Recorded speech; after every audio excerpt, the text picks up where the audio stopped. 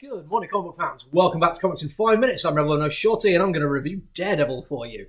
And it is always worth pointing out when I review anything Daredevil related that I'm a Daredevil fan. And it doesn't really matter who's creating it, I'm probably going to read it. I'm probably going to find something I enjoy about it.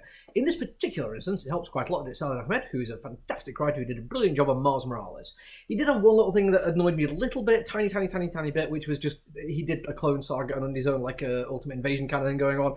And I feel like he had a cool character who could do something a bit more original. With Daredevil, I thought, well, okay, this could be a similar kind of trap because it feels like it's doing a ever so slight smidgy variation on like a Born Again kind of thing, but it's changed it enough that it still interested me, and I've got to be honest, it didn't take me long to realise I was going to have a lot of fun with this. I'm going to talk about some of the stuff like from different points of view here, because the art didn't start blowing my mind, but did by the end of it, and the writing left it in an odd point for me. There's a lot of stuff either side of that which is fantastic, so let's do the good stuff first. Artwork. Yes, early on, it felt very Marvel-ish, like there wasn't really much to make it stand out, but the city looked fantastic, really nice use of colouring. So it's digital colouring, I think, in this one. It still worked really effectively.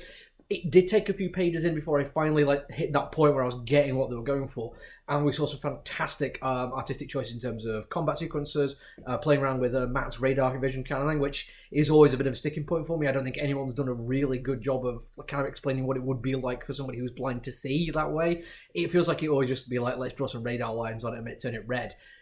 Seeing this art going in a slightly different direction, doing it more interesting with a nice big splash page, really worked effectively, and also great dynamic fight scene very early on. Excuse me.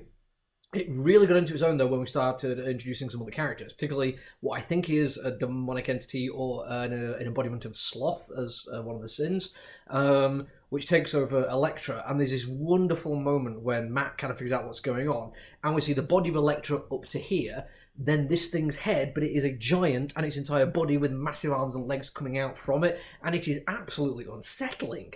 It's fantastic. This thing is human-esque, but inhuman in ways which are subtle and weird and creepy. And when we finally get Matt dealing with this threat, honestly, it's epic. There's moments where I just find myself getting lost in a single panel of artwork, trying to figure out some extra details to add more to the experience, because there is so much going on there. It invites you, insists that you do such a thing. And yeah, absolutely fantastic. There's so many little bits like that throughout, and so many huge bits like that throughout. My early idea of like, oh, well, this is a little bit just Marvel-esque, a little bit standard kind of coloration and standard character design, I was happy to be wrong about that and to be proven this was absolutely fantastic. Onto the writing now, and yes, Ahmed is fantastic. He does brilliant characters, and he understands a really nice mix and balance of inter-character dialogue and narration in boxes. And it all comes together really, really nicely. It never leans too heavily into the noir kind of thing, but I think Daredevil can if it wants to, so it wouldn't really bother me. But when he does his dialogue, it feels naturalistic. It feels like people just having a conversation. It also does not info dump you. We're coming in after a fairly epic end to Zdarsky's run. A run which did peter out a little bit here and there near the end, but it ended solidly in a way which was really important to the character and showed that there was room for growth and change. And there's an awful lot of information that I think you don't particularly need to have a full grasp on. Effectively, it tells you in just a few pages what's happened, and it does it as part of the story. There's no, unnecessary spending ages going over stuff. There is no real character dialogue explaining it all for you. There's just little bits here and there, and if you're paying enough attention to the story that's been told to you, you will get everything you need from it. And at the same time, you get character growth, and you get good signs of who characters are based on how they speak and how they speak to the people. My little gripe, though, is there's an awful lot of room for a slow story here. This is not a real spoiler, I guess, but maybe if you don't want anything spoiled, you could end it right here and come back and watch this once you finish reading it, so you're now 100% thoroughly warned that this might be a very, very slight spoiler. But unsurprisingly for me, Matt Murdock puts on the Daredevil costume.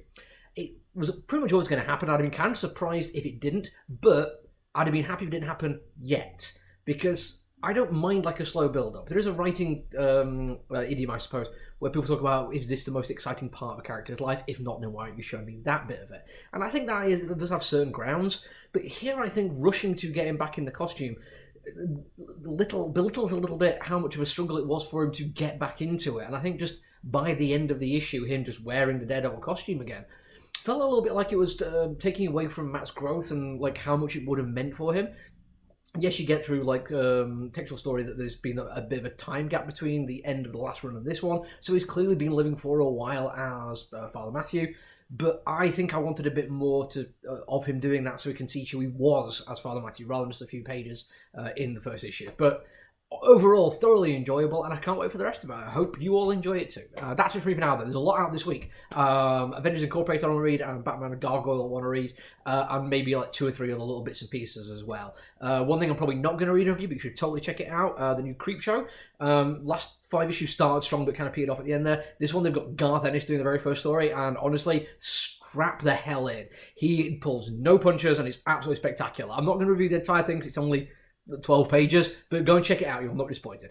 That's it for me for now, though. Until I see you again, look after each other, everyone. Stay safe. Bye.